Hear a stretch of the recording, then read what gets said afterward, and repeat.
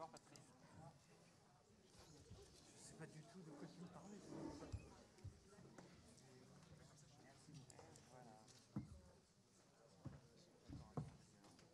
Ok, j'ai pas fait gaffe. J'ai dû le voir, mais j'aime pas.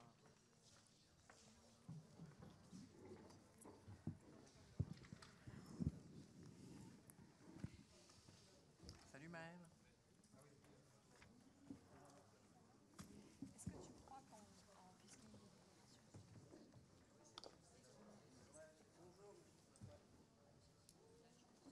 Alors, on nous en a pas parlé. Donc, je sais pas. On va aller.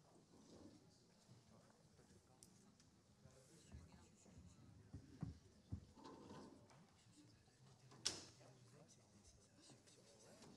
tu parles. Non, mais c'était chez moi. Ah, mais elle est là. Françoise aussi.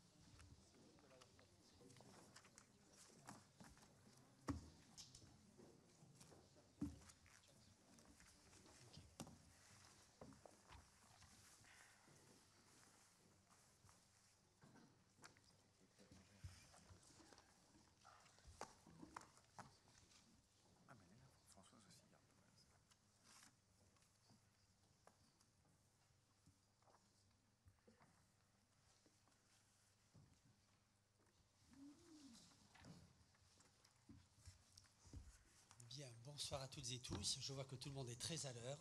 C'est de bon augure pour la suite. Merci. Alors nous devons tout d'abord nommer un secrétaire de séance. On pourrait demander à monsieur Méjuc, Michel Méjuc, s'il veut bien procéder à ceci. Et je lui cède tout de suite la parole pour qu'il fasse l'appel. Merci. Présent, ce serait bien que le secrétaire ait un micro. On n'a pas prévu ça.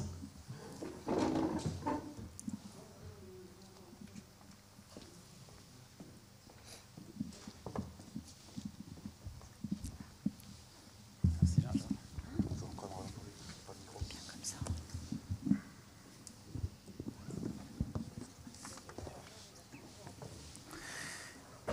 Fabienne Dumas. Présente. Gwenaëlle Lamarque. Emmanuel Angelini. Jean-Georges Micol. Oui. Valérie Barlois-Leroux. Présente. Philippe Fargeon. Maël Fétou. Françoise Cossec. Alain Marc. Alain Gérard. Procuration, monsieur Bruno Quéré. Qui accepte. Sandrine Jovenet. Pardon. Bruno Quéré. Barthélemy Abaziou. Michel Minjuc présent. Daniel Bala. Nathalie Soares. Guillaume Alexandre. Bérangère Dupin. Présente. Benjamin Dugers. Géraldine Audebert. Ok, j'y vais. Marie-Emmanuelle Darocha. Violette Labarchède. Daphné Gossin. Thomas Bugarlière. Grégoire Eddy. Jonathan Vandenhove. Mathilde Ferchaud. Didier Poli. Janine Zurovski. Damien Rousseau. Présent. Maxime Joyez. Claire Layan. Présente. Patrick Alvarez. Présent.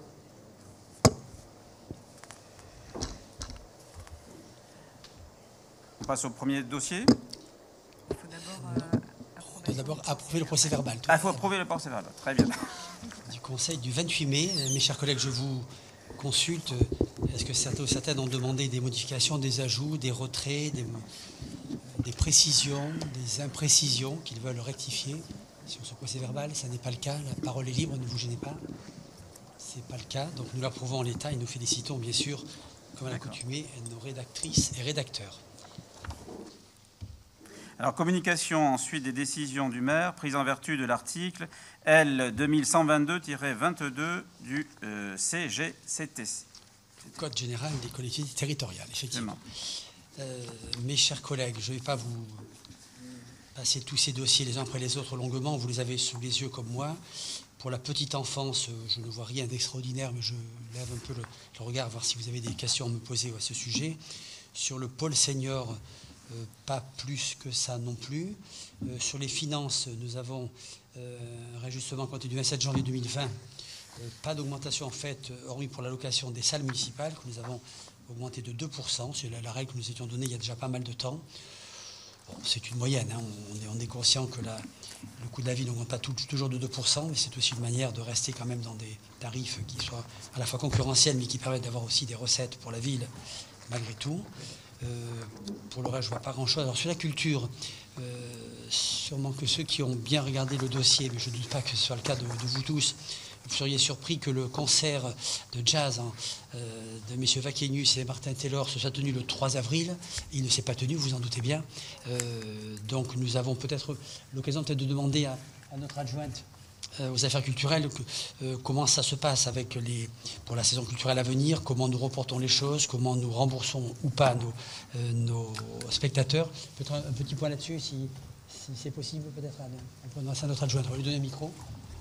Voilà, sur le cas précis de Vaquenius et Martin Taylor, je crois savoir qu'ils ont accepté de reporter leur spectacle l'année prochaine. Y a-t-il un micro pour... Voilà.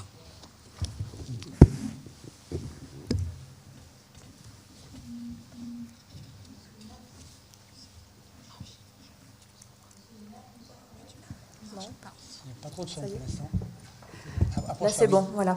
Donc, Monsieur le maire, mes chers collègues, oui, nous avons reporté le maximum de spectacles qui avaient été annulés à cause de cette fameuse crise sanitaire pour l'année prochaine. Nous avons contacté toutes les productions. Sur les 6 spectacles annulés, nous en avons reporté 4 pour la saison prochaine. Et nous avons également fait un courrier auprès de tous nos abonnés et contacté le maximum de personnes, même celles qui n'étaient pas abonnées, pour leur proposer soit un remboursement, soit le report avec leur billet, le report du spectacle si la date leur convenait pour la prochaine saison. D'accord. Merci. Je crois qu'une exception dans tout ça, c'est Julien Rochefort qui, le pauvre, est venu quand même en train de Paris ce jour-là et on l'a renvoyé à Paris. Donc, bien sûr, on a pris en charge ses frais de déplacement. C'est quand même la moindre des politesses. Voilà, ça fera l'objet d'un ajustement et d'une régularisation dans les semaines qui viennent. Mais nous le reprogrammons la saison prochaine. Oui, voilà, oui, on le reprogramme, effectivement. On l'a quand même dédommagé de ce déplacement inutile. Nous avons également dédommagé les auteurs du Salon du Livre, exact, qui a été annulé également, puisque c'était début avril que le salon devait avoir lieu, et nous avons dédommagé les auteurs du Salon du Livre. Voilà. Et dans ces conditions, je vous rassure, la métropole, qui nous donne une subvention conséquente pour cet événement, a quand même versé sa subvention. Je vous le rappelle et je vous rassure sur ce sujet-là. Ok. Merci. Voilà. Ensuite, je ne vois rien d'extraordinaire sur les associations. Je ne vois pas de choses très compliquées. Pardon. Désolé. Ressources humaines non plus. Sécurité, assurance. Oui. Assurance, on a un petit solde positif en notre faveur de 8 €. On régularise notre flotte chaque année. Donc, en fin d'année, on fait les comptes de ce qui a été réalisé et de ce qui était prévu. Éducation jeunesse, rien d'extraordinaire. Non, très sincèrement. Vous avez des questions? Oui, monsieur Alvarez, je vous en prie. Oui, monsieur le maire, bonsoir à tous. Bonsoir. Je voulais revenir sur 2 décisions. La première, enfin sur 3, mais la réponse a été donnée sur la saison culturelle. Sur la 2020-14 concernant les finances, donc sur les tarifs, je suis heureux de constater que vous n'avez pas changé d'avis entre le 20 et le 27 janvier, puisque c'est le même dispositif qui nous avait été présenté lors du précédent conseil. Exact. Voilà. Et rappeler qu'effectivement, vous l'avez subliminalement présenté, qu'il faut tenir les tarifs au niveau de l'inflation quand c'est possible. Puis j'avais plus anecdotiquement, sur la 2020-44, j'ai vu qu'il y avait des cours de réflexologie. Alors j'espère que ce n'est pas de la réflexologie plantaire. On est sur... il faudra m'expliquer à quoi ça... C'est dans la partie animation, c'est la 2020. Oui, c'est ça, tout à fait. C'était une journée organisée à la source, oui. dans cette salle même, entre autres, avec divers représentants de disciplines un peu, je dirais pas parallèles, mais de médecine douce, de prise en compte de soi-même, de bien-être. Ça a eu un énorme succès, je vous le rappelle, un trop gros succès. Voilà, c'était... Le 15 février, ça a eu un très gros succès. Alors non, c'était réflexologie, non, ça n'a pas pour but de soigner. Hein. Effectivement, c'est encore une fois du bien-être, de la détente. C'est assimilé plutôt à du massage qu'une réflexologie pseudo-médicale. Hein. Je vous rassure un peu, je suis attentif à ça, vous en doutez. Vous faites partie d'un courant politique qui, dans certaines communes... oui, mais nous ne participons pas à tout ça, vous le savez. D'accord, très bien, je suis rassuré. Merci. Pas d'autres précisions, demandes de précision? Merci. C'est bon, il n'y a pas de vote, vous le savez. Alors, désignation des représentants du conseil municipal au sein d'organismes divers. Dossier numéro 1, élection de 3 représentants du conseil municipal au syndicat départemental d'énergie électrique de la Gironde. Rapporteur Fabienne Dumas. Merci. Bonsoir. Alors tout d'abord, pour l'ensemble des décisions, pour l'ensemble des délibérations qui vont suivre, pour constituer la composition des commissions et des différents conseils, il y a des réunions préparatoires qui ont eu lieu la semaine dernière.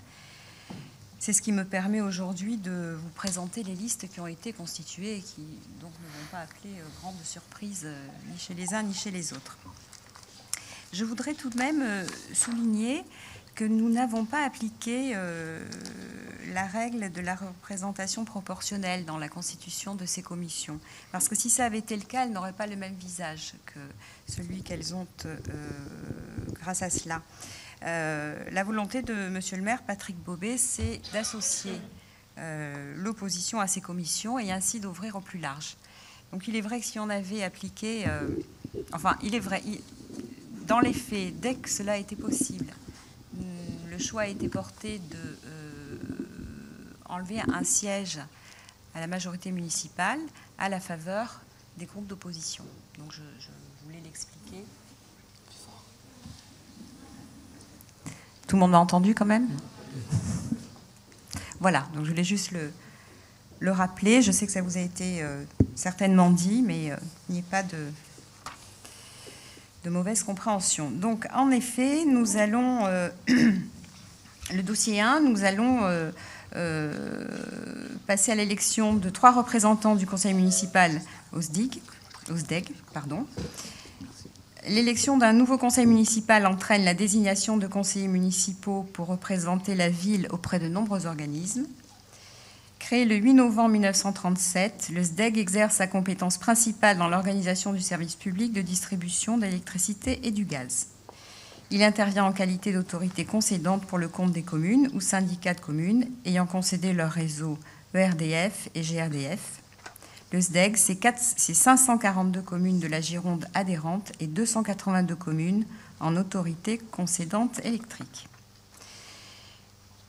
Le SDEG nous permet, adhérer au SDEG, ça nous permet de profiter de leur expertise.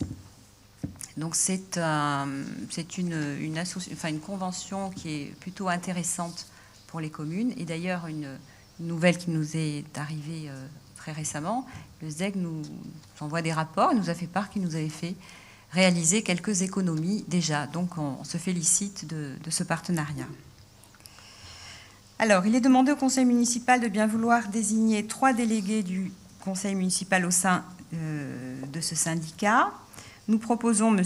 Guillaume Alexandre, Mme Mathilde Ferchaud et M. Didier Poli. Nous allons procéder au vote. Voilà, M. Alvarez, je vous en prie. Attends, j'ai mes lunettes. quelques précisions sur le SDEC. Je profite de la délibération. Je ne me répéterai pas ensuite sur les différentes délibérations qui auront lieu concernant le SDEC. Vous l'avez rappelé, Madame la Première adjointe, c'est un syndicat ancien, mixte fermé, 1937.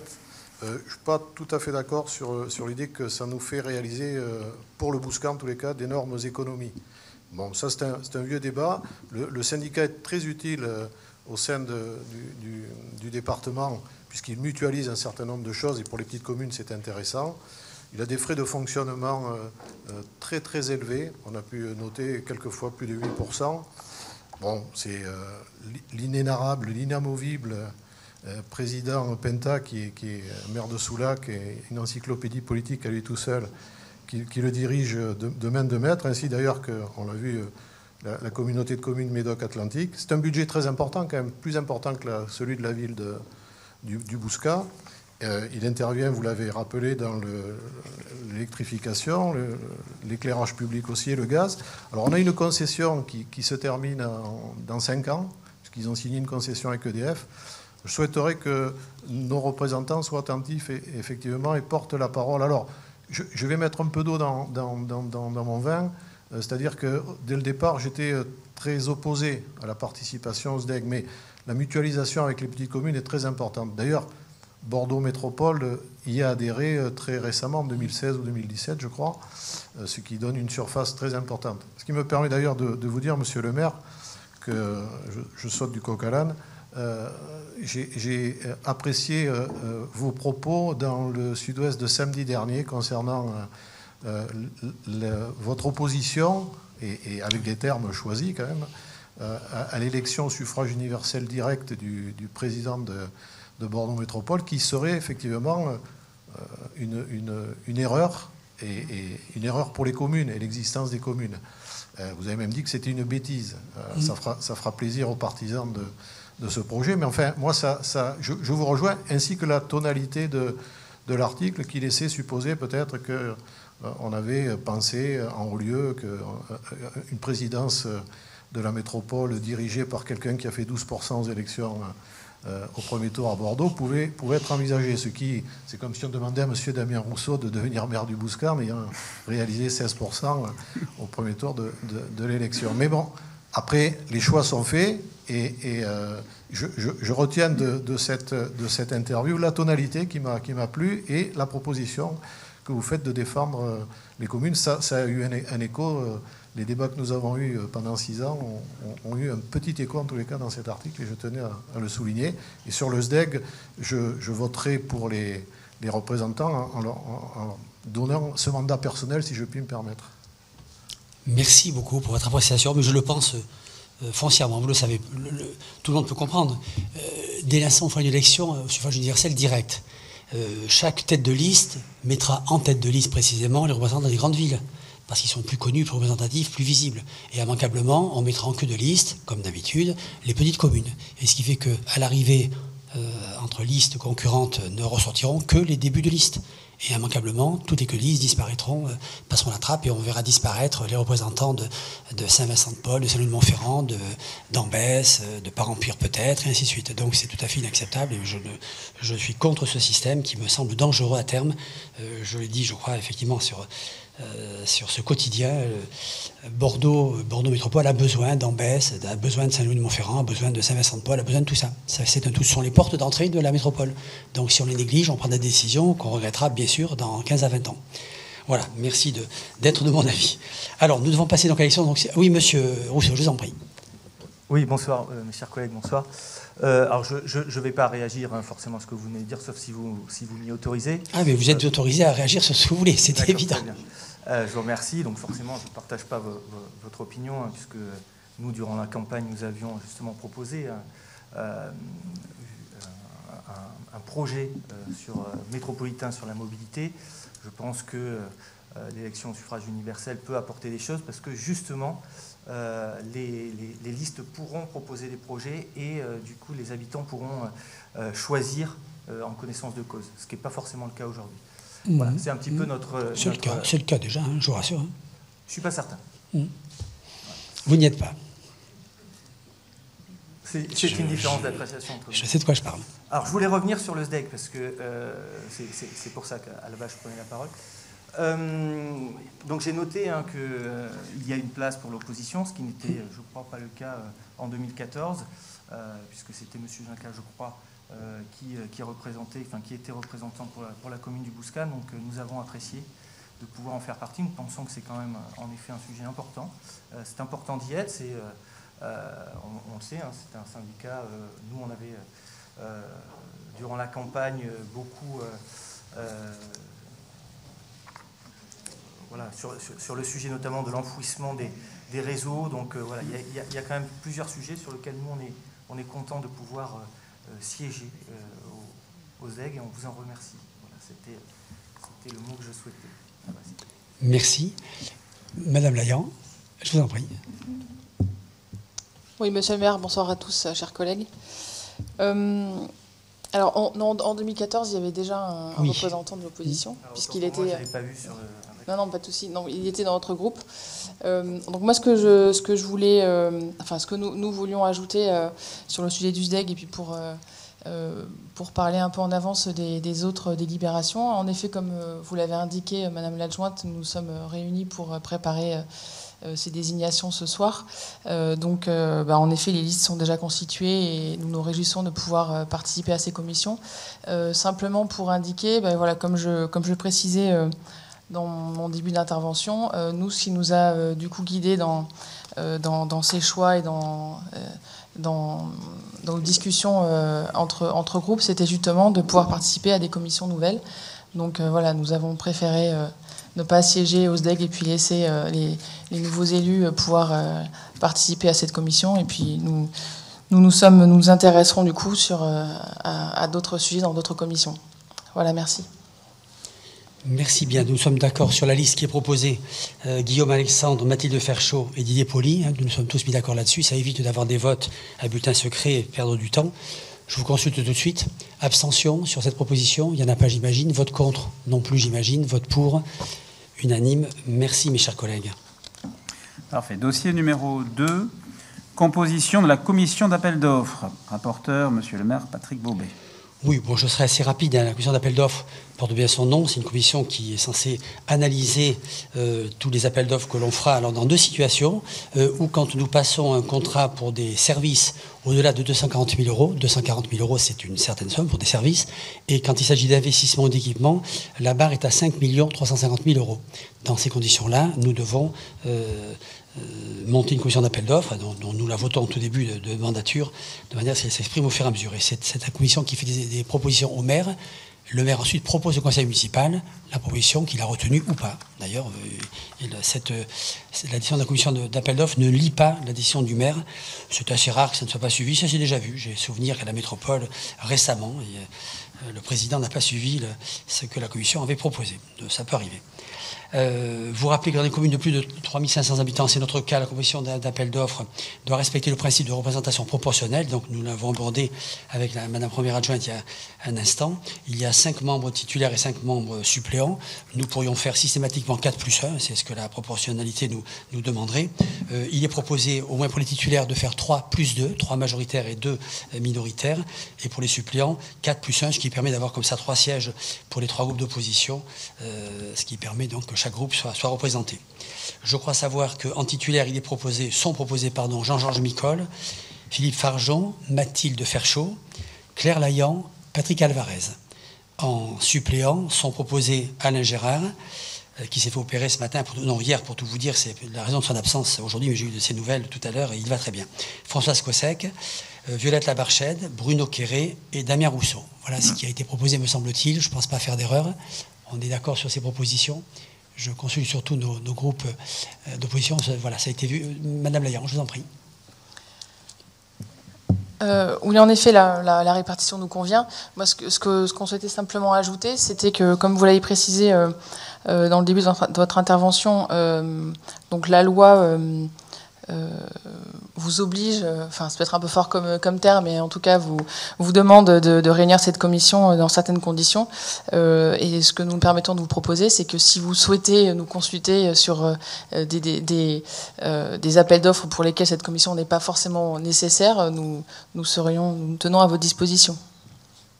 Pas de souci, je l'entends, mais ça ne me gêne pas du tout, vous le savez, il n'y a aucun souci. Tout à fait. Merci. Nous nous prononçons peut-être sur cette proposition. Il n'y a pas d'abstention, j'imagine. Vote contre, je pose quand même la question. Je suis obligé de le faire. Si ce n'est pas le cas, vote pour, unanime. Merci, mes chers collègues. Dossier numéro 3, composition de la Commission des finances. Rapporteur, monsieur le maire, Patrick Beauvais. La Commission des finances, elle porte bien son nom aussi. Vous imaginez bien, se réunit au moins 3 fois par an pour les 3 événements qui nous réuniront autour des finances. Lors du rapport d'orientation budgétaire, ça se passe au mois de décembre en général, lors du budget qui se passe en principe en janvier, et lors du compte administratif qui solde bien sûr les comptes de l'année précédente, et ça doit se passer au courant du mois d'avril par habitude. Donc au moins 3 réunions de cette Commission des finances. Là aussi, puisque nous sommes une commune de plus de 3500, ce principe de proportionnalité doit être respecté. Nous avons 8 élus. Le calcul est simple, nous pourrions faire 7 plus 1. Nous pourrions. Bon, c'est ce que nous ne ferons pas, vous l'avez compris. Nous proposons de faire 5 groupes majoritaires plus 3 groupes minoritaires, de manière à ce que là aussi, chaque groupe soit représenté à cette commission des finances, parce que nous considérons que les finances intéressent tout le monde et que c'est une bonne chose. C'est une bonne pratique que tous les groupes puissent y participer. Donc, nous sommes mis d'accord, semble-t-il, sur les noms suivants. Jean-Georges Micol, Jonathan Vandenove, Valérie Barlois, Alain Marc, Daphné Gossens, Damien Rousseau, Claire Laillan et Patrick Alvarez. Je ne me trompe pas dans ce qui est proposé, c'est bien ce sur quoi nous sommes tous mis d'accord. Alors, je vous consulte tout de suite. Abstention, non. Vote contre, non plus. Vote pour, unanime. Merci, mes chers collègues. Dossier numéro 4, commission consultative des services publics locaux de la ville du Bouscat. Rapporteur, madame Fabienne Dumas, première adjointe. Alors le CCSPL, il est présidé par le maire et il comprend des membres de l'Assemblée délibérante désignés dans le respect du principe de la représentation proportionnelle et des représentants des associations locales nommés par l'Assemblée délibérante. La loi ayant prévu une seule CCSPL pour traiter de l'ensemble des services publics locaux, les associations locales participent aux travaux de la commission et siègent en son sein. Donc il y a 2 membres désignés par les associations et nous concernant, il y a 8 membres titulaires et 8 membres suppléants pour le collège des membres de l'Assemblée délibérante à raison d'un membre titulaire et d'un membre suppléant et respectant le principe de la représentation proportionnelle que nous avons un petit peu amélioré. Donc, si vous le voulez bien, je propose au vote pour les titulaires Gwenaëlle Lamarque, Guillaume Alexandre, Maël Fétou, Jean-Georges Micol, Mathilde Ferchaud, Marie Darocha, Damien Rousseau, Patrick Alvarez. Pour les suppléants, Daniel Bala, Emmanuel Angelini, Sandrine Jovenet, Benjamin Dugère, Bérangère Dupin, Michel Minjuc, Maxime Joyès et Didier Poli. Concernant le petit article 2, vous avez, je pense, sur vos documents, c'est une erreur de forme, hein, et ce sera noté au compte-rendu du conseil municipal. Tout à fait. Encore une fois, ce qui vous est présenté sont des notes de synthèse. Hein. Elles n'ont pas de caractère contractuel. Ce qui est contractuel, c'est ce que nous votons, les rapports que nous rédigeons ici en séance éventuellement, et surtout les prises de parole qui sont bien sûr reprises de la manière la plus fidèle possible. Nous nous prononçons sur cette proposition, il n'y a pas d'erreur dans ce qui est présenté. Abstention, non. Vote contre, pas plus. Vote pour, unanime. Merci, mes chers collègues. Dossier numéro 5, Agence France Locale, AFL. Désignation d'un représentant. Rapporteur, madame Fabienne Dumas, première adjointe. Alors l'AFL, les principaux objectifs de cette agence sont de permettre aux collectivités d'être autonomes et de se financer par elles-mêmes, de sécuriser leur capacité à financer leurs investissements, diversifier leurs sources de financement et fournir des prêts avantageux aux collectivités. Il est proposé de nommer un représentant au sein de cette instance et je vous propose M. Jean-Georges Micol, l'adjoint aux finances. Ce qui est assez logique, somme toute. Alors effectivement, peut-être vous précisez, nous avons emprunté en 2019 auprès de l'AFL 2 millions d'euros au taux imbattable de 0,54%. 50%, effectivement, c'est quand même, ça démontre bien l'intérêt d'avoir constitué cette agence France locale, qui est devenue une banque, hein, littéralement, entre les principales villes et métropoles. Pas de difficulté sur cette proposition. Abstention, ça n'est pas le cas. Vote contre, non plus. Vote pour, unanime. Merci bien, mes chers collègues. Dossier numéro 6, élection du représentant du conseil municipal au conseil d'administration de l'hôpital suburbain du Bouscat. Rapporteur, Madame Fabienne Dumas, première adjointe. Alors en effet, nous avons l'hôpital suburbain sur la commune et nous avons la chance d'avoir un membre du conseil municipal qui nous représente. Et en l'occurrence, nous désignons Madame Françoise Cossec. Voilà, et vous pourriez même dire, ma chère collègue, première adjointe, le docteur Françoise Cossec. Le docteur On pourrait même dire Françoise ça. Cossec, absolument. Merci, puisque c'est le cas. Y a-t-il des précisions, des demandes de... Non, ce n'est pas le cas. Nous nous prononçons. Abstention, ce n'est pas le cas. Vote contre, non plus. Vote pour, unanime. Merci, mes chers collègues. Dossier numéro 7, élection de représentants du conseil municipal auprès de la maison de retraite du Bouscat, les balcons de Tivoli. Rapporteur, Madame Fabienne Dumas, première adjointe. La ville du Bouscat est représentée en effet au conseil d'administration de la maison de retraite par le maire, président, et 2 membres du conseil municipal et 1 membre du conseil d'établissement, lequel ne doit pas appartenir au conseil d'administration. Il est demandé donc au conseil municipal de bien vouloir désigner 2 membres du conseil municipal au sein du conseil d'administration de la maison de retraite. Et nous proposons Maëlle Fétou et Nathalie Suarez. Et il faut également désigner un membre du conseil municipal au sein du conseil d'établissement, conseil d'administration, conseil d'établissement de la maison de retraite. Et nous vous proposons Madame Armelle Barthélémy. Merci. Je m'interrogeais, monsieur le directeur général des services, si on ne devrait pas quand même à l'avenir appeler ça un EHPAD, parce que maintenant, on ne dit plus maison de retraite du tout. Il faudra peut-être qu'à l'avenir, on modifie quand même ce libellé qui fait un peu vieille France, maison de retraite, EHPAD. Alors vous me direz maintenant, les acronymes comme ça ne veut pas dire grand-chose non plus. Établissement public d'hébergement de personnes âgées dépendantes. Voilà ce que veut dire le mot EHPAD, si on veut le décliner totalement. Voilà, il nous a semblé logique que nos 2 adjoints au social et adjointe auprès des personnes âgées soient bien sûr membres de ce conseil d'administration. Et d'ailleurs, si nous les élisons tous les 2, je leur donne la nouvelle tout de suite, je viens de la voir cet après-midi, que le prochain CA sera le 23 juin à 17h. Donc pour les 2 concernés, déjà, ils pourront noter ce prochain CA, 23 juin, 17h. D'abord, nous devons les élire, nous devons voter. Y a-t-il... Alors, vous voulez qu'on vote les 3 à la fois, les 3 personnes qui sont proposées, ça, on va gagner du temps. Merci. Abstention, ça n'est pas le cas. Vote contre, non plus. Vote pour, unanime. Merci, mes chers collègues. Dossier numéro 8, crèche associative Trotte-Menu, désignation d'un membre du conseil municipal. Rapporteur, Madame Fabienne Dumas, première adjointe. Merci. Alors, la Convention prévoit la présence d'un représentant du conseil municipal au sein du conseil d'administration de cette structure Trotte-Menu, une crèche.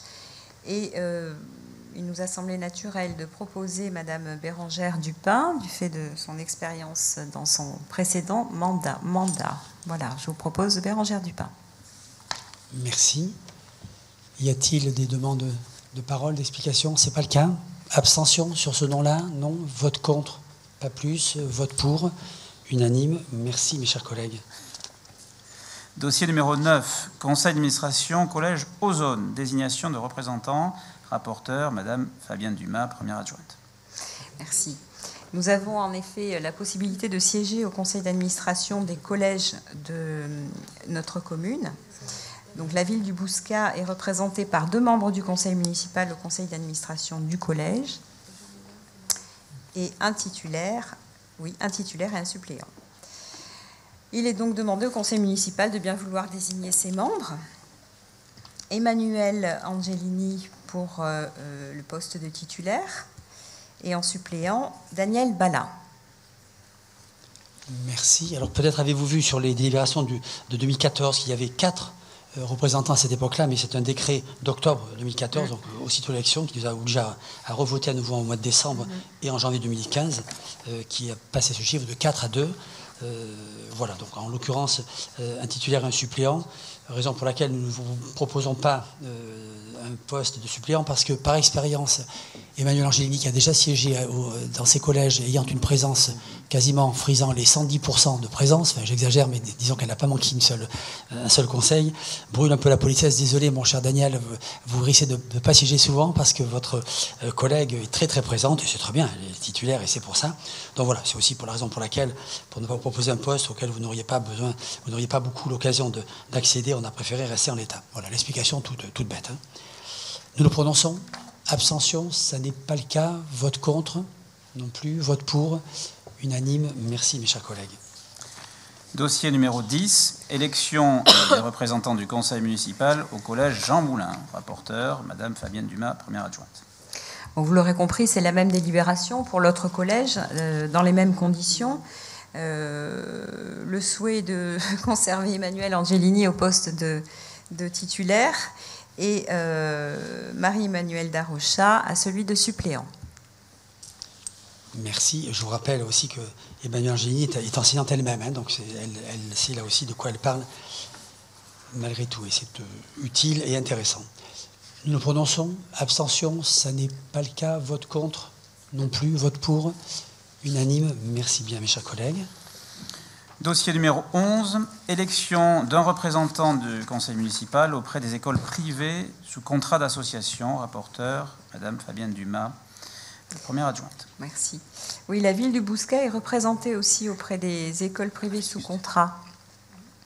Donc dans ce cadre-là, il est demandé au conseil municipal de bien vouloir désigner auprès de l'école Sainte-Anne, Madame Géraldine Audebert, et auprès de l'école Jeanne d'Arc, Monsieur Michel Minjuc. Merci. Et vous avez raison de préciser de l'école Sainte-Anne, parce qu'il y a aussi un collège, mais en l'occurrence, c'est pour l'école que nous envoyons un délégué, ce n'est pas pour le collège. Tout le monde l'aura bien compris. Nous nous prononçons, mes chers collègues. Abstention, ce n'est pas le cas. Vote contre, pas plus. Vote pour, unanime. Merci bien. Dossier numéro 12, désignation des représentants du conseil municipal au sein du forum de l'éducation. Rapporteur, Madame Fabienne Dumas, première adjointe. Alors, dans sa séance du 14 décembre 2010, le conseil municipal a autorisé Monsieur le maire à créer un lieu de réflexion sur l'éducation. La mise en place d'un groupe d'échange et de dialogue composé d'élus, d'enseignants, de représentants des personnels municipaux et des fédérations de parents d'élèves a été imaginée pour débattre de la vie des enfants à l'école et dans leur environnement scolaire et périscolaire. Depuis 2011 et la formalisation de l'instance du Forum de l'éducation 2 fois par an, de nombreuses thématiques ont été abordées, comme le développement durable, l'accès à la culture, le développement du numérique, qui ont notamment fait l'objet de nombreux échanges, puis de décisions, qui ont eu des répercussions concrètes sur les élèves du Bouscat. Le projet éducatif global s'est également appuyé sur le forum pour sa formalisation définitive. Donc, à la suite du renouvellement du conseil municipal, il est nécessaire de désigner 10 nouveaux représentants de l'Assemblée délibérante au sein du Forum de l'éducation. Nous désignons pour ces représentants M. Gwenaël Lamarck, Madame Marie Darocha, M. Grégoire Reddy, Madame Emmanuelle Angelini, Madame Daphné Gossens, Madame Géraldine Audebert, M. Benjamin Dugère, M. Didier Poli, Madame Claire Laillan et M. Patrick Alvarez. Très bien, ceci a été vu ensemble. Il n'y a pas de souci sur cette proposition. Nous nous prononçons. Abstention, ce n'est pas le cas. Vote contre, non plus. Vote pour, unanime. Merci bien, mes chers collègues. Dossier numéro 13, mission locale Techno-Ouest, désignation de 2 représentants. Rapporteur, Madame Fabienne Dumas, première adjointe. La ville du Bouscat est représentée auprès de la mission locale Techno-Ouest par 2 délégués du conseil municipal. Présent sur l'ensemble du territoire national, le réseau des missions locales exercent une mission de service public de proximité avec pour objectif essentiel de permettre à tous les jeunes de 16 à 25 ans de surmonter les difficultés qui font obstacle à leur insertion professionnelle et sociale. La mission locale Techno-Ouest aide les jeunes de 16 communes de son territoire, correspondant à la zone ouest de l'agglomération bordelaise. Les missions locales informent, orientent et accompagnent les jeunes en construisant avec eux leur parcours vers l'emploi. Elle leur apporte un appui dans la recherche d'emploi ainsi que dans les démarches d'accès à la formation, à la santé, au logement, au droit et à la citoyenneté. Il est demandé au conseil municipal de bien vouloir désigner 2 délégués du conseil auprès de Techno-Ouest. Nous proposons au poste de titulaire Jonathan Vandenove et suppléante Madame Marie Darocha. C'est bien ce qui a été prévu, effectivement. Voilà, moi je conteste ce nom de mission locale. Je trouve que ça correspond à rien de précis. Personne ne sait ce que ça veut dire, à part les jeunes. Heureusement, ils savent ce que ça veut dire, c'est déjà très bien. Mais d'avoir baptisé ça il y a maintenant pas mal de temps, je suis étonné qu'on ait gardé ce nom. Bon, ça c'est un commentaire très libre que je vous livre. Pourquoi le choix de 2 membres de notre majorité? Parce que, vous avez compris, il y a un titulaire déjà qui quand même, il sera présent le plus possible. Le suppléant, demander à quelqu'un de la minorité des groupes d'opposition d'être suppléant, c'est quand même compliqué parce que selon la réunion qui arrive, il faut tout expliquer où on en est, ce qui a été décidé, passer le relais. C'est assez compliqué. Et je crois savoir que sur les 16 communes, il n'y en a pas une seule qui a opté pour ce choix. Donc systématiquement, les 16 mairies en question envoient un titulaire, un suppléant du groupe majoritaire pour les raisons que je vous explique à l'instant. C'est quand même des dossiers qu'il faut suivre régulièrement et c'est compliqué de passer le relais comme ça pour oui ou pour un non. Voilà les motivations qui nous amènent à vous faire cette proposition. Y a-t-il abstention? Ce n'est pas le cas. Vote contre? Non plus. Vote pour? Unanime. Merci bien, mes chers collègues. Dossier numéro 14, désignation des représentants au sein de la Convention territoriale globale, CTG. Rapporteur, Madame Fabienne Dumas, première adjointe. Merci. Oui, alors là, c'est un vrai partenariat global entre la CAF et la commune. Depuis la première convention territoriale globale, adoptée en 2010, la ville du Bouscat a initié un partenariat privilégié avec la CAF de la Gironde. Partenariat qu'elle a entendu renouveler et développer en signant une 2e CTG en 2015, riche de nouveaux domaines d'intervention partagée et d'innovation commune, puis une 3e, c'est l'objet de la délibération aujourd'hui. Cette démarche consiste à décliner au plus près des besoins du territoire une action cohérente dans des champs d'intervention communs que sont notamment la petite enfance, la jeunesse, l'animation du territoire ou encore le logement et l'insertion professionnelle. Sa composition a été fixée de la façon suivante: 10 élus, 4 représentants de la caisse d'allocation familiale et des agents des services municipaux. Là aussi, suite aux élections municipales et afin de poursuivre ce travail collaboratif, il convient donc de désigner les représentants. Alors, Monsieur le maire, Patrick Bobet, Madame Françoise Cossec, Monsieur Gwenaël Lamarque, Madame Valérie Barlois, Monsieur Maël Fétou, Madame Marie Darocha, Madame Armelle Barthélémy, Monsieur Damien Rousseau, Madame Claire Laillan et Monsieur Patrick Calvarez. Très bien, c'est bien les noms que j'avais effectivement. Nous nous prononçons, pas de complications spéciales, abstention, ça n'est pas le cas, vote contre non plus, vote pour, unanime. Merci mes chers collègues. Dossier numéro 15, désignation d'un représentant du conseil municipal au sein du conseil d'administration de l'association Ricochet. Rapporteur, Madame la première adjointe, Fabienne Dumas. Alors, l'association Ricochet est depuis peu devenue ou bénéficie d'un statut de centre, un an et demi, voilà, de centre social. Et au sein de donc un outil important pour la commune, évidemment, et un outil avec lequel on aime travailler et on développe énormément de compétences et de partenariats. Donc, l'association ou le centre social Ricochet précise la composition du conseil d'administration avec 3 membres de droit, un représentant du conseil municipal, un représentant de la CAF de la Gironde et un représentant du conseil départemental.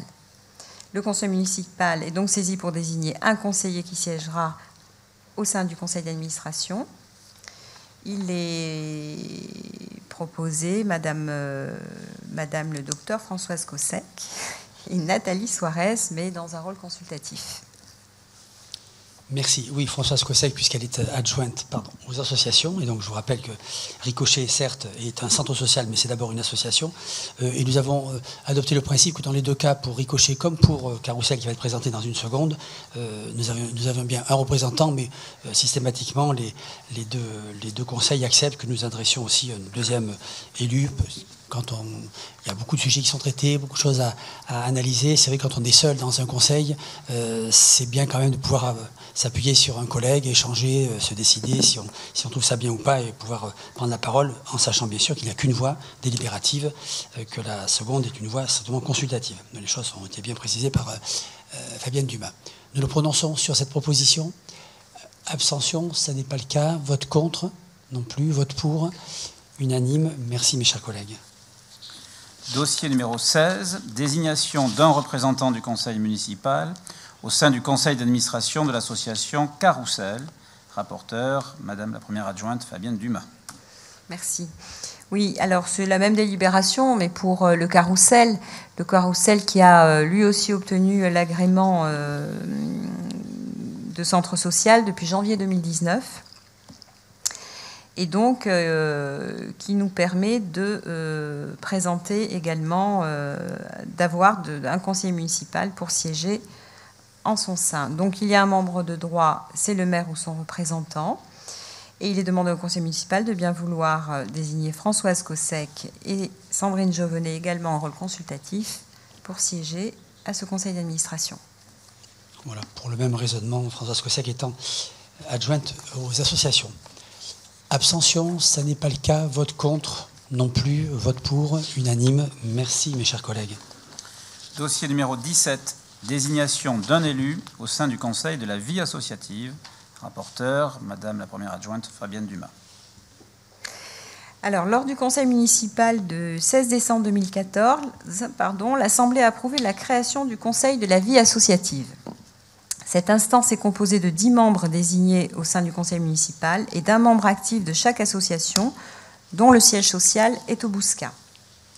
De la même façon, suite au renouvellement du conseil municipal, il est nécessaire de réélire les nouveaux membres. Nous proposons donc Françoise Cossec, Armel Barthélémy, Daniel Ballard, Grégoire Reddy, Nathalie Suarez, Daphné Gossens, Bruno Quéré, Janine Zurowski, Maxime Joyez et Patrick Alvarez. Pas de souci, ça a été vu, je suppose. Abstention, ça n'est pas le cas. Vote contre, pas plus. Vote pour, unanime. Merci, mes chers collègues. Dossier numéro 18, Conseil local de la vie économique, CLVE. Désignation des membres au sein du collège des élus. Rapporteur, Madame la première adjointe Fabienne Dumas. Merci. Là aussi, par délibération en date du 11 novembre 2016, le conseil municipal a décidé de la création d'un conseil local de la vie économique. L'objectif étant de renforcer la cohésion des différents acteurs économiques de la commune.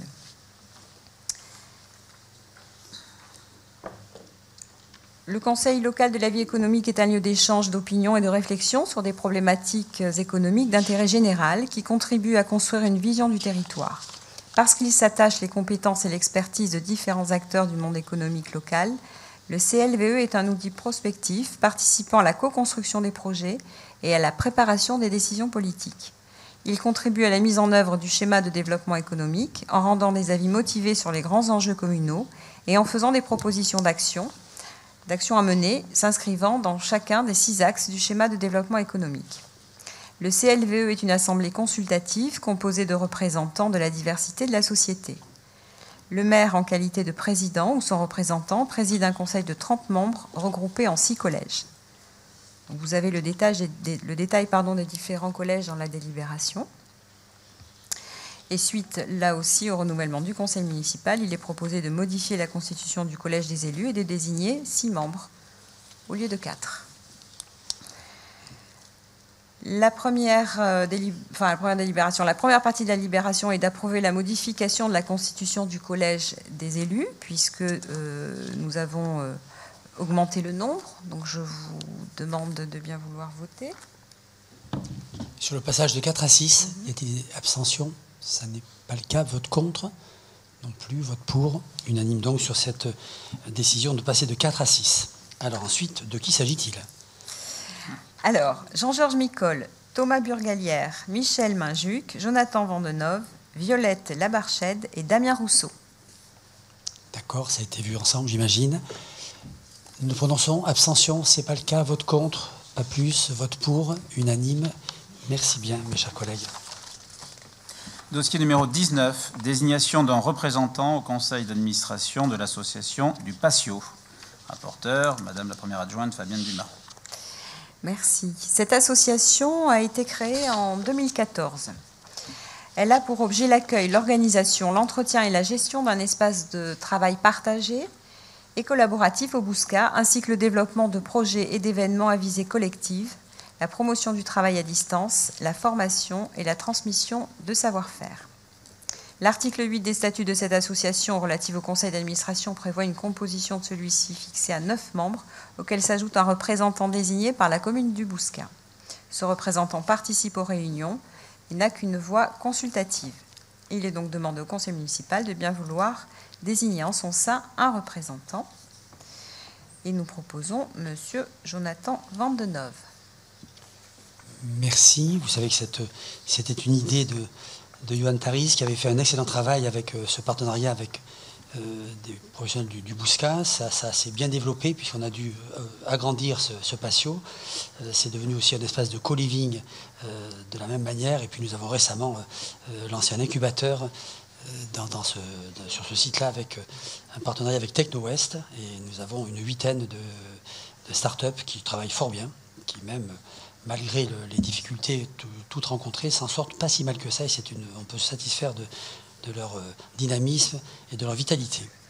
Alors nous revenons sur notre décision. Jonathan Vandenove est proposé. Abstention, vote contre, vote pour, unanime. Merci bien. Dossier numéro 20, désignation des représentants au sein de la commission communale d'accessibilité pour les personnes handicapées. Rapporteur, Madame la première adjointe Fabienne Dumas. Merci.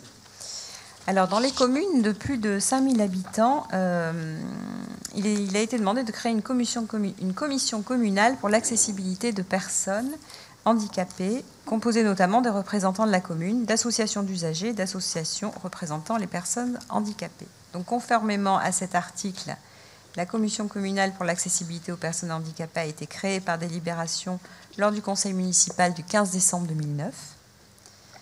Il faut savoir que cette commission a notamment pour objet de dresser le constat de l'état d'accessibilité du cadre bâti, de la voirie, des espaces publics et des transports. Elle a également pour mission d'établir un rapport annuel présenté en conseil municipal, faire toute proposition utile de nature à améliorer la mise en accessibilité de l'existant. Et elle doit être composée de 7 membres du conseil municipal, de représentants d'associations d'usagers et de représentants d'associations représentant les personnes handicapées. Nous vous proposons, dans la composition de cette commission, les 7 membres du conseil municipal, avec Maël Fétou, Philippe Farjon, Alain Marc, Thomas Burgalière, Armel Barthélémy, Alain Gérard et Maxime Joyès. Très bien, chacun ayant des compétences ou des délégations tout à fait ciblées, police, espace public, social, commerçant, bâtiment, voilà. C'est une chose que l'on retrouve assez facilement ici. Nous nous prononçons. Abstention, ça n'est pas le cas. Vote contre, non plus. Vote pour, unanime. Merci bien, mes chers collègues. Alors nous passons, mes chers collègues, aux autres sujets à l'ordre du jour, avec un dossier numéro 21, relatif à la convention cadre de partenariat entre la ville du Bouscat et l'association USB Tennis, et notamment avec une subvention exceptionnelle de fonctionnement. Rapporteur, Madame Valérie Barlois-Leroux. Chers collègues, bonsoir. La note de synthèse présentant ce projet vous a été transmise avec l'ordre du jour et la convocation à cette réunion. Alors pour rappel, l'Union sportive bouscataise tennis s'est constituée en association loi de 1901 conformément à ses statuts déposés en préfecture courant de l'été 2012, avec pour mission de promouvoir ses activités compétitives et de loisirs, et notamment les actions en direction de la jeunesse. Je précise que le club compte près de 1200 adhérents, dont plus de 750 enfants, qu'il est le deuxième club de tennis de la région, derrière la Villa Primrose, en effectif, et le premier pour son école de tennis, et ce depuis de nombreuses années. À ce titre, une convention de partenariat définissant les relations entre la ville du Bouscat et l'USB Tennis a été signée le 23 mars 2016. Cette convention est arrivée à échéance le 31 janvier 2020. Elle prenait notamment en compte les objectifs communs ville-association, les actions visant à promouvoir le sport au Bouscat, les obligations respectives des signataires, ainsi que les moyens, subventions, équipements, autres, mis à disposition par la municipalité. La prise en charge par l'association USB Tennis de l'entretien des cours et des installations de l'ensemble sportif Jean Descartes justifie un accompagnement financier spécifique. Afin de poursuivre l'accompagnement financier de l'association, il est indispensable de ratifier une nouvelle convention. Toutefois, compte tenu des récents changements dans l'organisation de l'association, je rappelle qu'une assemblée générale élective s'est tenue le 16 mai 2020 avec la nomination d'un nouveau président, la personne de M. David Vrel.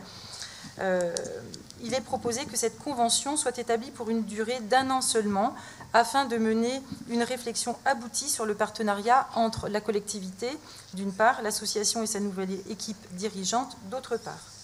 Cette convention est d'ores et déjà modifiée afin de tenir compte des caractéristiques du bail amphithéotique qui lie la ville du Bouscat à l'association. Bail amphithéotique qui a été signé le 1er avril 2018 pour une durée de 30 ans. L'amphithéâtre est considéré comme quasi-propriétaire et jouit donc à ce titre de droits, mais également de responsabilités spécifiques, notamment dans l'entretien et l'exploitation du parc d'équipements qui ne peuvent être réalisés par la collectivité. Ainsi, afin de permettre à l'association USB Tennis de remplir ses missions, d'assurer l'entretien de l'équipement, il est proposé d'accompagner l'association à hauteur de 43 000 €. Par ailleurs, afin de permettre à cette association de maintenir son fonctionnement en tenant compte notamment d'une augmentation des charges pesant sur elle et non réévaluée depuis 2016, il est également proposé d'octroyer une subvention exceptionnelle de 25 000 € supplémentaires pour l'exercice 2020. Il est donc demandé ce soir au Conseil municipal de bien vouloir, en premier lieu, autoriser Monsieur le maire à signer la convention 2020-2021 avec l'association USB Tennis. En second lieu, d'octroyer une subvention de fonctionnement à la dite association d'un montant global donc pour l'exercice 2020 de 43 000 €, se décomposant en une subvention générale de fonctionnement de 2 000 € et une subvention dédiée pour l'entretien, la maintenance, la surveillance des équipements et l'organisation du tournoi annuel pour un montant de 41 000 €. En troisième lieu, d'octroyer une subvention exceptionnelle de 25 000 €, donc à titre d'aide exceptionnelle, je l'ai précisé précédemment. Et enfin, en quatrième lieu, de dire que les dépenses correspondantes seront inscrites au budget chapitre 65. Merci bien, Madame le rapporteur, la rapportrice, ça fait pas beau du tout. Merci. Monsieur Alvarez, je vous en prie. Oui, monsieur le maire, Madame l'adjointe, quelques précisions. Alors, je ne reviens pas sur les termes de la convention qui ne présentent aucun problème. Par contre, vous réinitialisez une subvention de 43 000 €, si j'ai bien compris, qui est déjà inscrite dans le budget. Ou oui. C'est quelque chose de supplémentaire parce qu'on a voté le budget primitif qui avait prévu donc cette subvention. Bien sûr. Donc le total, c'est 68 000 € de budget pour cette année, pour l'USB Tennis, quoi. Enfin, alors, nous avons voté 43 000. Voilà. Les 25 000 en question vont faire l'objet d'un recalcul sur un article. Mais enfin, voilà. Vous savez ce que c'est qu'un budget, il y a toujours des petites choses qui peuvent être réajustées. Non, c'est 43 000 plus, c'est pas 43 000 plus 43 000 plus 25 000. Ah non, bien sûr, bien sûr. 43 000 déjà votés, on ajoute 25 000. Voilà, tout à fait. Et que pour un an, bon, Madame la Première adjointe l'a très bien expliqué, quoi. Ce club est en pleine recomposition, restructuration et avec beaucoup d'ambition. Donc voilà, on va travailler avec eux pour structurer tout ceci. Nous sommes rencontrés sur le marché avec Monsieur Rousseau, justement, il y a une dizaine de jours. Et nous avons rencontré pas plus tard que cet après-midi pour essayer de gérer leurs problèmes de gérant, précisément. Et c'est pas simple, mais on va essayer de tout faire pour les aider le plus efficacement possible. Oui, allez-y, Monsieur Rousseau, je vous en prie. En effet, une petite remarque. Très beau club de tennis, notamment sur la formation en effet. Vous l'avez rappelé, monsieur le maire, on a croisé monsieur David Vrel sur le marché il y a de ça 15 jours, qui vous avez justement sollicité pour une licence 3, si je ne m'abuse, dans le cadre du restaurant qui va prendre place au sein de la structure. Est-ce que vous avez pu faire les choses On avance, voilà, on les a rencontrés cet après-midi, on avance. En fait, je ne crois pas qu'il y ait 15 jours, c'était le dimanche, il y a 9 jours en réalité, on est mardi, je crois. Voilà, le temps passe vite, mais quand même. Et voilà, on les a rencontrés cet après-midi pour leur donner vraiment les données du problème. On a une réponse de la préfecture qui pour l'instant n'est pas positive, donc pour tout dire, elle est négative. Donc il faut qu'on reparte à la charge pour représenter ça différemment. Mais bon, donc on les a rencontrés tous les deux, le président Vrel et le restaurateur en question, pour leur expliquer ce qui se passait, comment on pouvait les aider quand même. Et bon, je garde quand même espoir qu'on puisse améliorer les choses sur le plan au moins restauration. C'est au moins ce qu'il faut essayer de sauver. Merci. Nous nous prononçons, mes chers collègues. Il n'y a pas d'abstention, si je comprends bien. Vote contre non plus. Vote pour, unanime. Merci bien, mes chers collègues. Autre sujet à l'ordre du jour, dossier numéro 22, exonération des droits d'occupation du domaine public des commerçants et artisans de la commune en raison du Covid-19. Rapporteur, monsieur l'adjoint Jean-Georges Micol. Bonsoir, monsieur le maire, mesdames, messieurs, chers collègues. Je vais effectivement présenter une proposition visant à exonérer totalement les droits d'occupation du domaine public des commerçants et artisans du Bouscat pour cette année 2020. Petit rappel, les commerçants et les artisans au Bouscat, c'est environ 500 acteurs qui emploient environ 1000 personnes. Alors le environ, c'est parce que les statistiques ne sont pas, à ce stade, ne sont pas plus précises que ça. Mais au-delà de ce poids économique réel important, c'est aussi bien sûr une des composantes extrêmement fortes de l'image et de l'attractivité de notre commune. La crise dont il est question et qui a touché quasiment sans exception tous les acteurs économiques a bien évidemment touché fortement les commerçants et les artisans. Et ce qui a amené les équipes et les élus de la mairie à prendre toute une série d'initiatives d'une manière tout à fait proactive. Je vais en citer, si vous le permettez, quelques-unes. Des mesures, bien sûr, destinées à soutenir et le commerce et plus largement l'économie. Beaucoup d'initiatives d'abord dans le domaine de l'information. Vous vous souvenez, sans faire le flashback complet, que chaque semaine apportait son lot de nouvelles, pas toujours bonnes, mais parfois de nouveaux dispositifs, de nouvelles possibilités. Et donc une information tout à fait régulière a été faite auprès de ces acteurs économiques du Bouscat, en complément de ce qui venait je dirais, de l'ensemble métropolitain, des mesures nationales, des mesures régionales. Il y a aussi des informations que nous avons relayées venant des chambres de commerce, des chambres de métiers, du club commerce connecté. Et les retours que nous avons eus des commerçants, c'est qu'elles venaient très souvent à point nommé.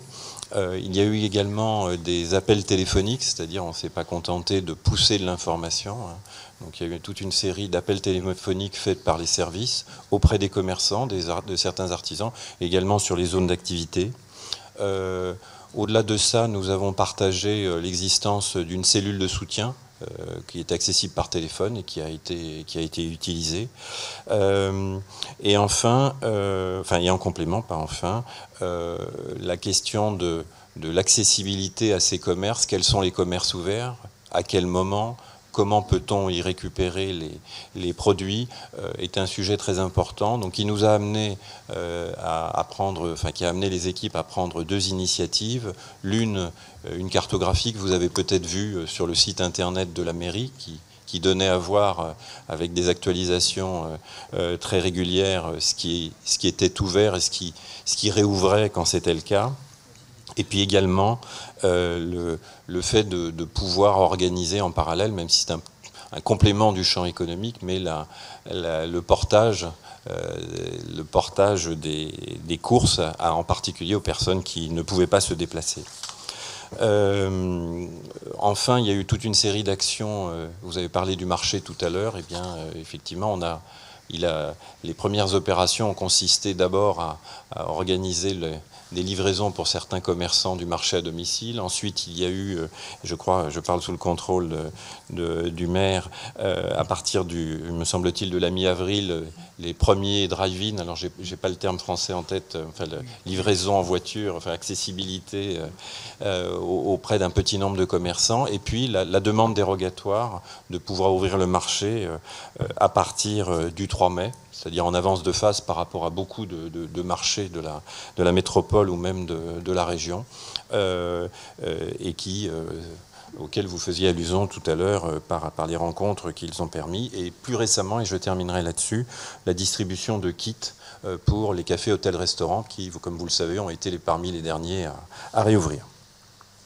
Le montant dont il est question est un montant de 26 000 € qui correspond... en tout cas, c'est ce qui vous est proposé de voter, à l'exonération totale de ces droits qui correspondent au fait que certains commerçants utilisent une partie du trottoir, qui pour mettre une banderole, qui pour mettre un totem, qui pour mettre un peu plus. Il y a 306 commerçants aujourd'hui dans l'ensemble de la commune qui, je vais dire, en temps normal, acquittent ces droits. Et je vais vous apporter 2 informations complémentaires. Les travaux du tram nous avaient amené à exonérer partiellement les commerces et les artisans qui se trouvaient sur le cheminement du tram. Donc ça a été fait lors des 3 derniers exercices, ce qui veut dire que le dernier exercice complet en fait date de 2016. Et que j'aurai le plaisir de revenir auprès de vous, si vous le voulez bien, pour parler, mais ce n'est pas l'ordre du jour, mais j'en profite, de l'exonération totale des droits de place de marché, compte tenu, ou à minima sur le prochain trimestre, compte tenu des difficultés qu'ont rencontrées un certain nombre d'acteurs. Donc, et pardon si j'ai été un petit peu long, mais je pense que c'était intéressant de rappeler tout ça, parce qu'on l'a vécu les uns et les autres en temps réel, mais c'est intéressant de se dire qu'il s'est passé quand même tellement de choses en ces 2 mois de confinement. Et donc, il vous est demandé de bien vouloir voter l'exonération de l'ensemble des commerçants et artisans situés sur le territoire communal, donc leur exonération des droits de voirie pour l'année 2020. Parfait, mais c'est très complet. Merci, monsieur l'adjoint. Voilà, oui, pour le marché, ça sera moins important, bien sûr, sur un trimestre, avril, mai, juin, les 3 mois un peu délicats, puisque le mois de mars est quand même tenu jusqu'au 15 mars inclus, ce qui fait qu'en fait, il manquait 2 dimanches en réalité. Donc, ce sera le trimestre suivant. On sera à hauteur de 7 000 €. On n'est pas tout à fait au même niveau d'exonération. Nous nous prononçons. Abstention. Ce n'est pas le cas. Vote contre. Je ne pense pas. Vote pour. Unanime. Merci bien, mes chers collègues. Nous en avons donc terminé. Merci, monsieur le secrétaire, pour cette excellente présentation. Vous en êtes très, très bien sorti. Bravo. Merci. Nous avons terminé notre ordre du jour. Nous avions demandé, enfin, je vous avais proposé que dans les questions diverses, la première serait peut-être de faire le point sur l'impact de la crise Covid sur notre budget. Donc, nous allons laisser la parole à Jean-Georges Micol pour nous en faire mention. Et je crois que nous devrons ajouter, mais peut-être l'avez-vous déjà ajouté dans la prime que nous allons verser à tous nos... Voilà, ça a été pris en compte, Jean-Jean? Alors, très bien. Donc, je me tais, je vous laisse en parler. Merci monsieur le maire. Très tôt, s'est posé la question de quel est l'impact sur les comptes de la commune de la crise sanitaire qui devient une crise économique et qui malheureusement se dirige vers une crise sociale, en tout cas pour un certain nombre d'acteurs et de personnes. Donc les services ont travaillé avec beaucoup de précision pour faire une évaluation, donc le chiffre que je vais vous donner, c'est un chiffre sur l'ensemble de l'année 2020. Pour l'instant, on ne parle pas d'éventuelles répercussions au-delà. C'est donc aujourd'hui la meilleure estimation à date. Comme le disait à l'instant monsieur le maire, il y a 2 composantes. Il y a une composante et c'est celle sur laquelle je vous donnerai quelques précisions dans un instant, qui sont la somme des dépenses supplémentaires, des absences de recettes et également des économies qui ont pu être faites par la non-réalisation de certaines actions qui étaient prévues dans le budget de la commune. Quand on fait l'ensemble des plus et des moins de ces différentes catégories, on arrive à un total de 123 000 €. auquel il convient, comme l'évoquait à l'instant Monsieur le maire, environ 50 000 € de primes accordées aux agents, comme l'ont fait un certain nombre de communes et comme l'ont fait un certain nombre de collectivités pour les agents qui ont été en première ligne, sur le front, comme on le dit aussi parfois. Ça concerne 70 agents.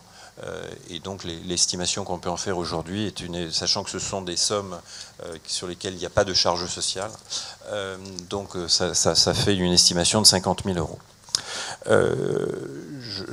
Je rappelle, et je pense que la plupart d'entre nous l'ont en tête, c'est à mettre au regard du budget de fonctionnement sur une année de la commune, qui est un budget donc sur les comptes administratifs de 2019, ce qu'on aura l'occasion de présenter dans le détail, mais le budget de fonctionnement sur cette année passée était de 27 millions d'euros. Voilà. Donc les 123 000 ou les 100, si on y rajoute bien sûr les 50 000, les 173 000 € sont à mettre au regard de cet ensemble de budget de fonctionnement. Alors, un petit mot complémentaire sur les 123 000 €. Je disais tout à l'heure, il y a 3 grandes composantes. Des coûts supplémentaires, c'est principalement le coût lié au matériel de protection.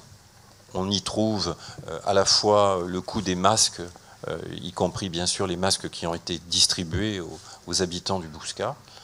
Vous vous souvenez les avoir reçus dans vos boîtes aux lettres, vos proches les ont également reçus dans la boîte aux lettres, et vous avez pu aller les compléter le dimanche dans les différents entre guillemets, bureaux de vote, puisque c'est là qu'étaient les permanences. Mais ça couvre aussi les dépenses qui sont les dépenses de la mairie ou des centres sociaux pour tout ce qui est en rapport avec l'accueil au public. Les parois de plexiglas, les gels hydroalcooliques à disposition, les masques qui sont parfois distribués à ceux qui viennent et qui n'en ont pas, etc. Donc ça, c'est un premier volet, je dirais, de dépenses excédentaires. Et je vous passe les centimes d'environ d'un peu plus de 180 000 €.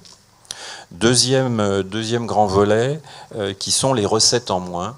Donc les crèches étaient fermées, il n'y a pas de recettes de crèche, la piscine était fermée, il n'y a pas les recettes de piscine, les activités, les multi-accueils étaient fermés également, la musique.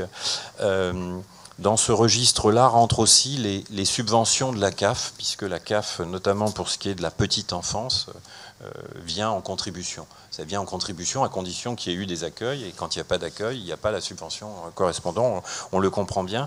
Donc les recettes en moins s'élèvent à 354 000 €. Donc disons 350 000 € si vous le voulez bien. Et puis il y a enfin un troisième volet qui lui va, je dirais, dans le bon sens, parce qu'il vient amenuiser les dépenses supplémentaires et les absences de recettes. C'est les économies qui ont pu être faites par les services et par la mairie. Et là, on retrouve, je dirais, les économies permises, ou en tout cas la conséquence de l'annulation d'un certain nombre d'événements. Donc, je peux en citer quelques-uns: le Salon du Livre, la Fête des Jardins, la Fête de la Musique, la Fête du 14 juillet. Donc, toutes les dépenses directes et indirectes reliées à ces événements vont constituer autant, puisque, je crois que ça avait été dit lors du dernier conseil municipal, il n'y aura pas d'événements avant la rentrée, en tout cas d'événements soutenus, massifs et soutenus par la mairie. Autre volet, c'est tout ce qui touche à la saison culturelle. On a commencé à le toucher du doigt tout à l'heure avec ma collègue Emmanuelle, mais effectivement les prestations artistiques qui étaient prévues entre maintenant et le moment du redémarrage ont été considérées comme constituant des non-dépenses. Et puis s'ajoute à ça, sans rentrer dans un détail trop important, la contribution qui aurait dû être la nôtre au budget de restauration, là c'est sur le budget de la jeunesse, ainsi que les budgets de transport. Voilà. Je pourrais rentrer dans une granulométrie plus fine, mais je ne voudrais surtout pas vous lasser, pour un total donc de 415 000 €. Et donc quand vous additionnez, et si je ne me suis pas pris les pieds dans le tapis, si vous additionnez 184, 354 et que vous soustrayez 415, on arrive aux 123 000 €. Merci beaucoup. Si vous avez des questions complémentaires, n'hésitez pas sur ces conséquences-là. Jean-Georges Micol est tout à fait à votre disposition. Madame Laillan, je vous en prie. Oui, monsieur le maire. Oui, moi j'avais une question à propos des coûts supplémentaires. Je suis étonnée que vous ne citiez pas les surcoûts liés à l'accueil parascolaire des enfants. Parce qu'il n'est pas encore dépensé. Ça va venir. Ah d'accord, c'est pas encore... non, d'accord. Voilà. Et vous savez qu'on a ce qu'on appelle les 2 S2C. Oui. Santé, sport, citoyenneté et culture. Vous savez aussi que l'État nous propose une aide partielle dans ce domaine, sur les 2 S2C. Donc c'est en train de se caler. Voilà, mais comme ça n'a pas encore été dépensé, qu'on a assez peu d'enfants en vérité aujourd'hui, les sommes ne seront pas conséquentes. En tout cas, le delta qui nous reste à notre charge ne sera pas d'une conséquence extraordinaire, semble-t-il. Merci. Monsieur Rousseau et Monsieur Alvarez, comme vous voulez, dans l'ordre où vous le souhaitez. Oui, très bien. Je prends la parole. Merci. Merci, Monsieur Micol, pour ce point très clair. Alors, il y a une possibilité, je crois, d'avoir une annexe spécifique pour justement isoler les dépenses liées au Covid. Est-ce que vous allez faire ce type utiliser cette annexe? Vous allez faire comme ça Alors, c'est pas voté. C'est une proposition que France Urbaine a faite auprès de Jacqueline Gouraud et du ministre de l'économie, Jean Darmanin. En réalité, ce qui est proposé, voilà, c'est que toutes ces dépenses soient mises sur un budget de fonctionnement un peu à part qui permettrait d'être lissé sur 3 ou 4 ans, ce qui permettrait comme ça d'améliorer les chiffres de CAF, de capacité d'autofinancement en fin d'année. Alors, mais c'est pas, à mon avis, ça n'est pas voté. C'est une proposition qui a été faite, qui a toutes les chances d'aboutir, mais je n'ai pas réponse d'un vote aujourd'hui. Je ne veux pas dire de bêtises, mais je ne crois pas qu'il soit voté encore. D'accord. Selon mes informations, ça ne devrait pas tarder, ça devrait se faire en tout cas. D'accord. Oui, c'est ça. J'avais l'impression que c'était un message assez bien reçu. Donc nous le ferons, bien sûr. Nous le ferons. Ok, très bien. Merci. Merci. Monsieur Alvarez. Oui, monsieur le maire. Alors merci pour cette présentation. Moi, j'avais quelques questions complémentaires. Alors, vous nous dites donc les 123 000 euros, on va parler de coûts supplémentaires pour la commune liés à cette provisoirement, parce que une analyse, à mon avis, qui va durer encore jusqu'à la fin de l'année. Je pense notamment au droit de mutation, bien sûr, qui constitue un chapitre très important dans notre budget. On est autour de 2 millions, 1,9 million, je crois. Et évidemment, l'activité nous dira en fin d'année si ces recettes viendront abonder le budget. Mais donc les 50 000 euros que vous avez prévus pour prime viendraient en plus des 123 000. Oui, absolument, c'est ça. Et je suppose que vous allez adopter le système que vous avez adopté à la métropole et dans les autres communes en général, c'est-à-dire une prime de 700 euros pour les agents, voilà, sur la base de 28 jours maximum de présence, et avec un taux divisant ces 700 euros. Avec un plafond et un plancher, exactement. Ensuite, vous avez intégré les décisions, par exemple, les décisions qu'on vient de prendre, les 26 000 euros de recettes non perçues ne sont pas dans votre évaluation. Je crois que en réalité, le delta n'est que de 11 000 euros, puisque depuis 3 ans, comme l'a dit Jean-Georges Micol, on exonérait tous les commerçants de l'axe Libération, à hauteur entre 11 et 15 000 euros. Donc c'est le delta de 26 moins 11, 15. Donc on est à peu près au budget, on avait prévu 26 000 euros de recettes cette année. Oui, exact. Donc je crois qu'il faudra peut-être affiner les données. Je pense que c'est dans les chiffres, en fait, puisque dans les pertes de recettes, j'ai un poste, je n'ai pas toute la granulométrie, mais qui s'appelle prestations municipales et droits de voirie. Donc ça me laisse à penser qu'effectivement les 26 000 euros sont déjà dans ce compte. Incluses dans... Très bien. Mais merci pour cette présentation, en tous les cas.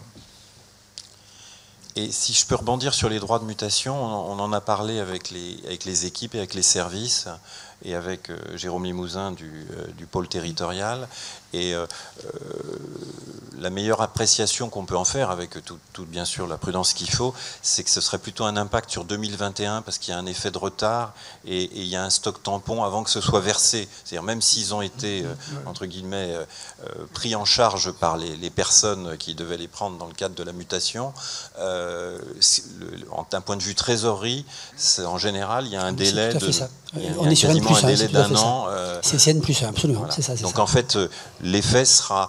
Et l'effet pourrait être quand même compensé par l'augmentation du parc immobilier, puisque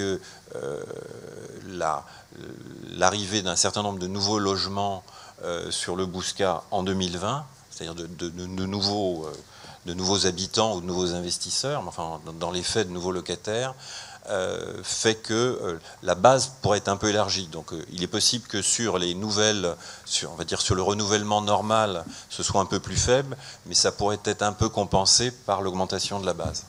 Mais pour l'instant, on peut pas en dire beaucoup plus.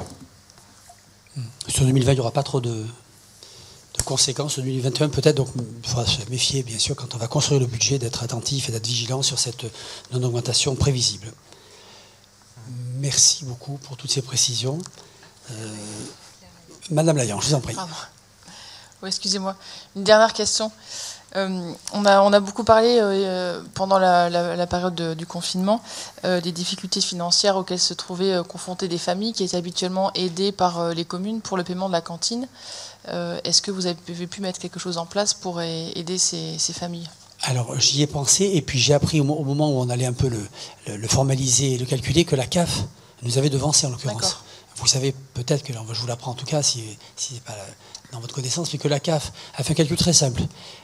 Sur tous ses ressortissants, elle a calculé qu'un repas à la maison revenait à 4,50 €, et elle a réglé la différence entre ces 4,50 € et ce que l'enfant paye à la cantine, ou 1 €, ou 2 €, ou 3 €, ça dépend bien sûr des quotients familiaux en l'occurrence, et sur la base des 2 mois, donc des 8 semaines de confinement.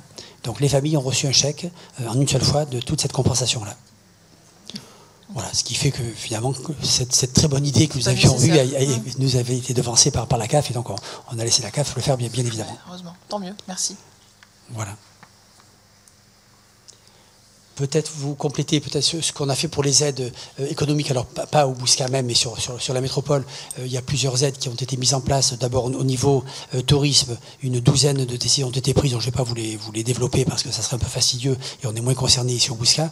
Malgré tout, pour les entreprises, à côté du fonds de solidarité de l'État et de la région qui ont été mis en place, la métropole a voulu mettre un fonds de soutien en place à hauteur de 15,2 millions.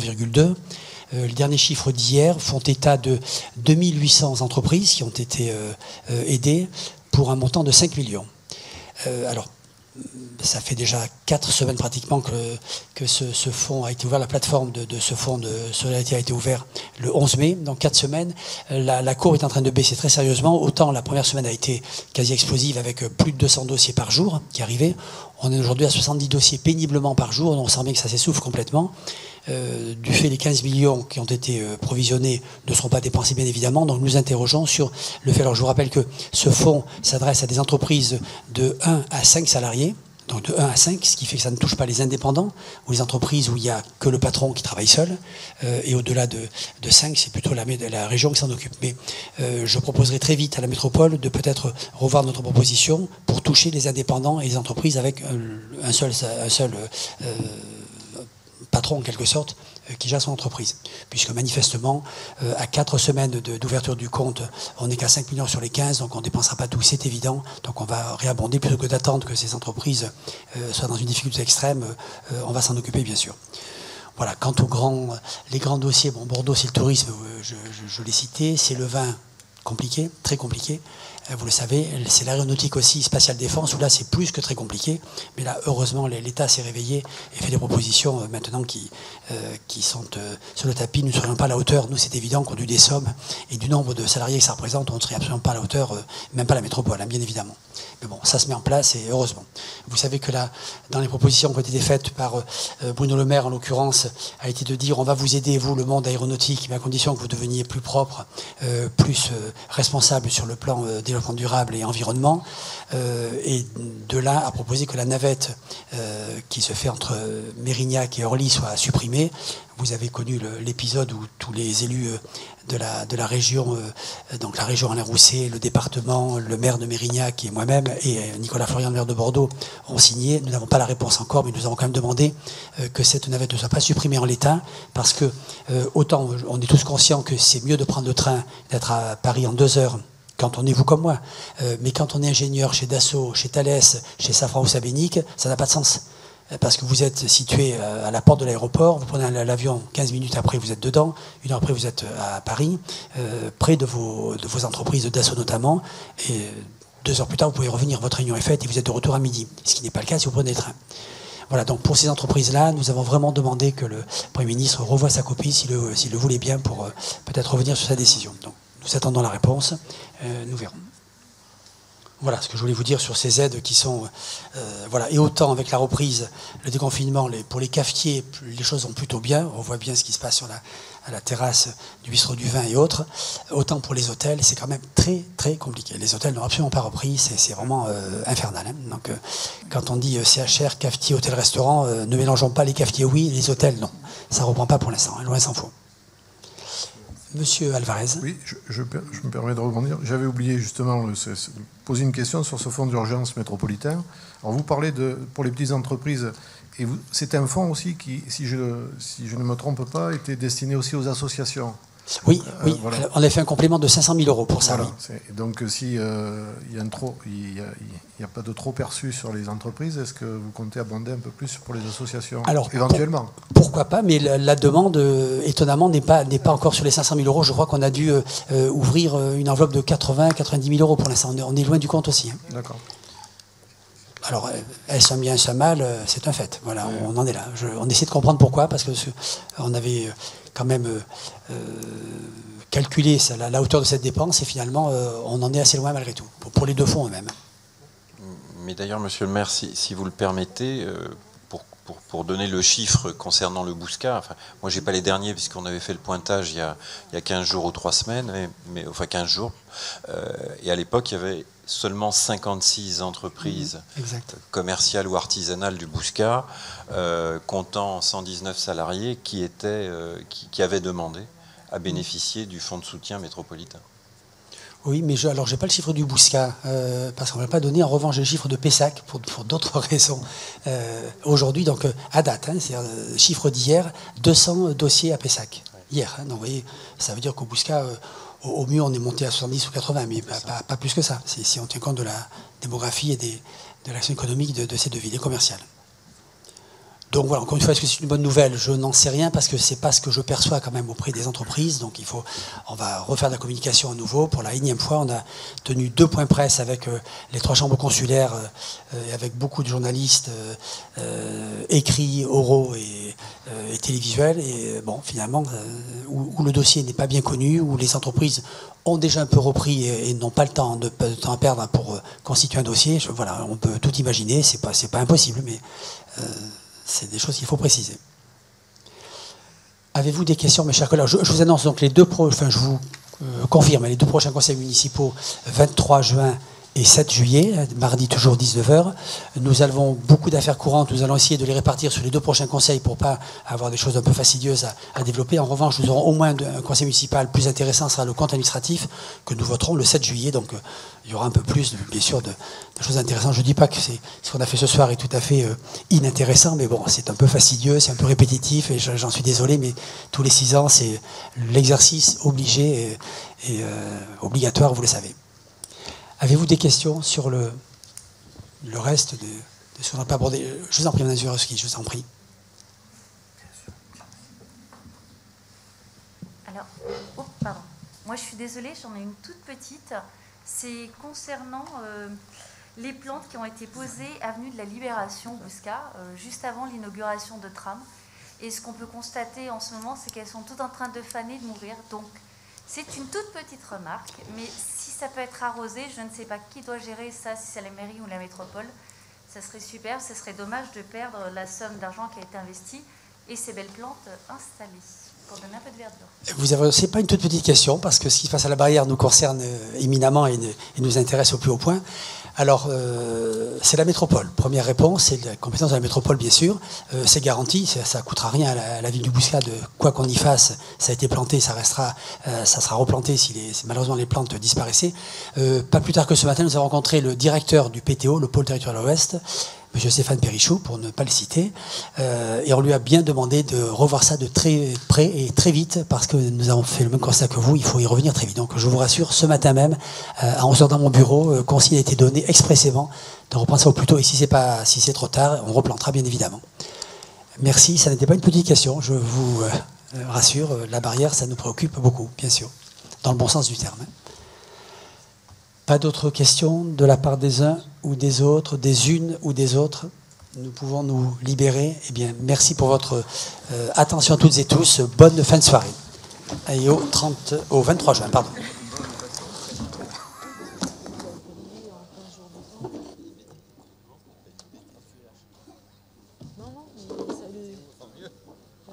Ils sont intervenus sur site. Donc il faut attendre 15 jours pour que ça...